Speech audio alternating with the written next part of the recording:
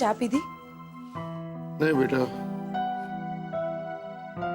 Mummy, પપ્પા માટે ચા લાવ ને. હા હા લાવી. હું જોઉં છું.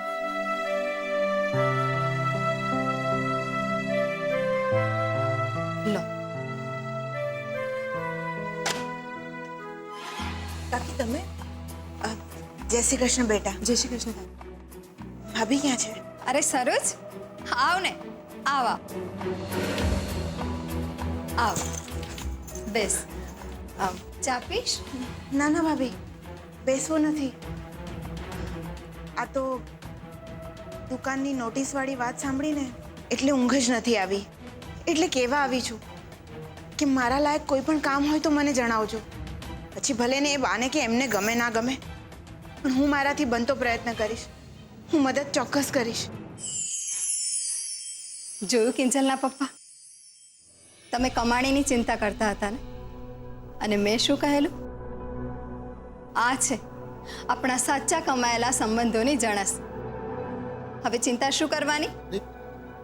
એવું કઈ નથી મીરા, પણ સરોજે આ બધું કરવાની કઈ જરૂર નથી.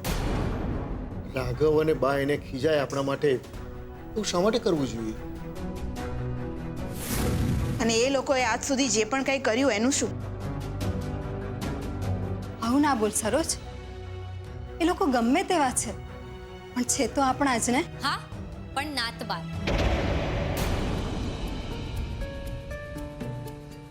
કિંજલ, આવું બધું બોલવાની શી જરૂર છે? ના ભાભી, એને નહીં રોકો.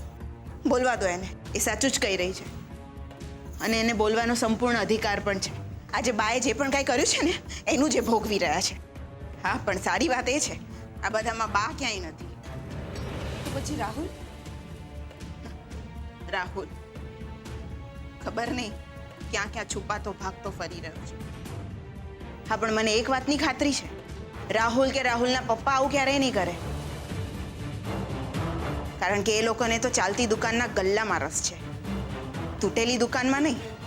તો પછી આ બધા પાછળ કોણ હોઈ શકે કાકી? એની તો ખબર નથી, પણ હા, એક વાત નક્કી કે આ જે પણ કોઈ છે એ આપણી જ કોક આજુબાજુનું છે.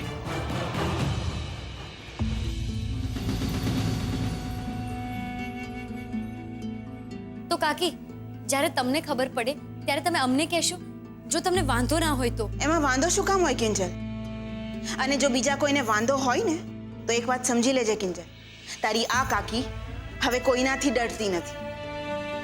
અને ડરવાનું શું કામ? ડરે તો એ લોકો જેની નિયતમાં ખોટ હોય. આપણે જ્યારે કોઈ પાપ કર્યું જ નથી તો શું કામ ડરવાનું? લડી જ લેવાનું હોય. હા કાકી, લડી જ લેવાનું હોય. ને સાચું કહું ને તો તમારી આ વાતથી મને બહુ હિંમત મળી છે. હવે તો સ્ટે ઓર્ડર મેળવીને જ રહીશું. શું કહે છે સેજલ? બિલકુલ, દુકાન તો આપણે બચાવીને જ રહીશું. બોલ પીરી લીધા પાકીટ ક્યાં ગયું મારું? મળી ગયું મારું પાકીટ. હવે ઘડિયાળ અને રૂમાલ. ઘડિયાળ પણ મળી ગઈ.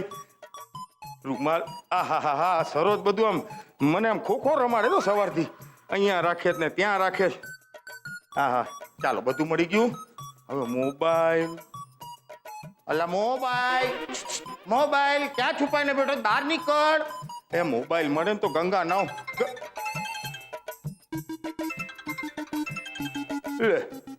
મારું હારું ટ્રેનની નીચે છુપાઈને હું પાણી પીયસ. નીકળ બાપા, કોનો ફોન છે જોવા દે.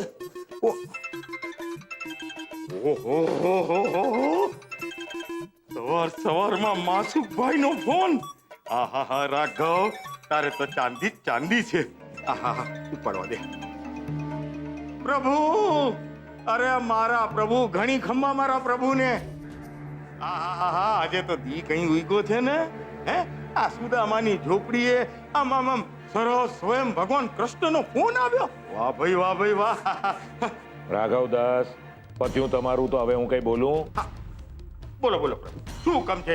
હુકમમાં એવું છે કે આજે સોમવાર છે અને હમણાં થોડી જ વારમાં મોહનની ચાની દુકાન તોડી પાડવામાં આવશે અને ઓર્ડર પર સહી કરનાર માણસ મારો જ છે.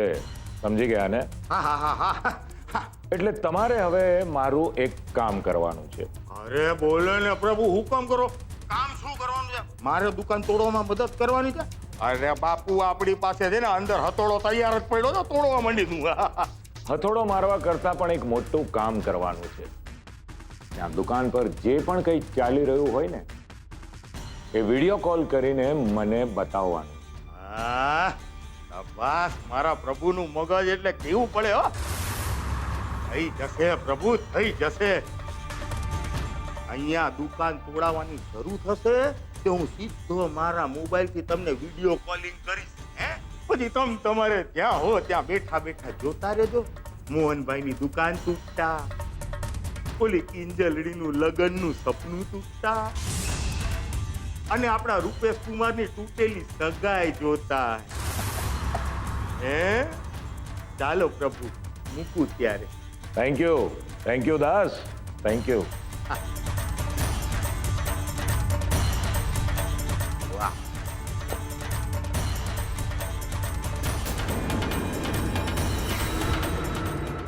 હા સાડી સાહેબ બોલો.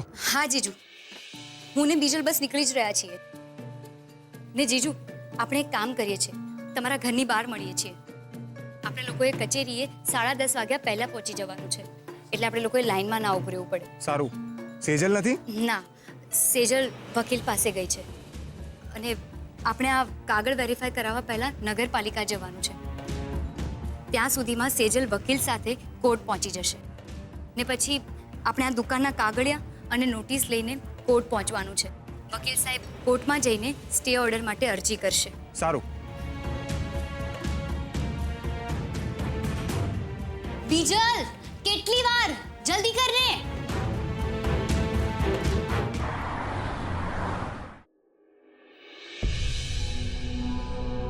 હે ભગવાન, આ રમેશભાઈ પુરોહિત તો હજુ સુધી આવ્યા જ નથી. બીજલ, ઓલરેડી 11 વાગી ગયા છે. હવે આપણે શું કરીશું કિંજલ? સેજલ દીદી ત્યાં કોર્ટમાં આપણી રાહ જોતા હશે. મને તો કંઈ નથી સમજાતું. અરે બેન, તમને કોનું કામ છે? અમને રમેશભાઈ પુરોહિતનું કામ છે, પણ એ તો અહીંયા દેખાતા જ નથી. કોઈ મીટિંગમાં ગયા છે?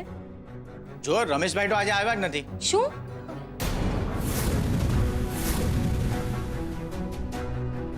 આવ્યા નથી? પણ એમને જ અમને આજે બોલાવ્યા છે, અને એમણે એમ પણ કહ્યું હતું કે અમારી દુકાન ના તૂટે એના માટે સરકારી કાગળ પણ આપશે. જુઓ ભાઈ, રમેશભાઈનો સંપર્ક કરવો બહુ જરૂરી છે. તમારી પાસે એમનો નંબર છે? હોય તો આપો ને પ્લીઝ. જુઓ, રમેશભાઈ તો આજે આવ્યા નથી, પણ હા, હિતેનભાઈ આવેલા છે, અને હિતેનભાઈ અમારા બધાના સિનિયર છે. એક કામ કરો, તમે એમને જઈને મળો. Thank you so much. અને હા, હિતેનભાઈની કેબિન ક્યાં છે? અરે આ કેબિનની બહાર નીકળવો ને, જમણી બાજુ વળી જજો. ત્રીજી કેબિન એમની જ છે, એ ત્યાં જાઓ.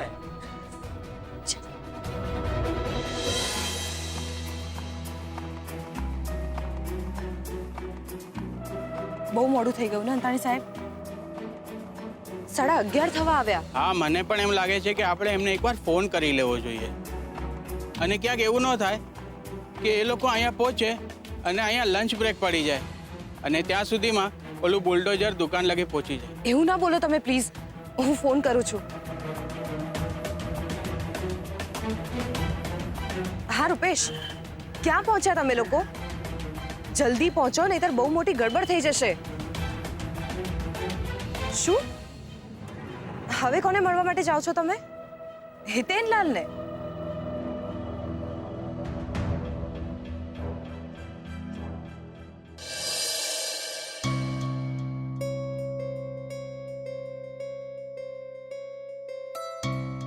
જો તમે 2 દિવસ પછી આવો, હું તમારા કાગળિયા હાથમાં લઈ લઈશ. બસ. નહીં સાહેબ, 2 દિવસ પછી નહીં, આજે જ. આજે જ અમને આ કાગળિયા પર સાઈન જોઈએ છે. જુઓ, આ બધા જ કાગળિયા પર રમેશભાઈ સાઈન કરવાના હતા, પણ એ તો આજે આવ્યા જ નથી. તો તમે જ કંઈક કરો ને, બહુ અર્જન્ટ છે, પ્લીઝ.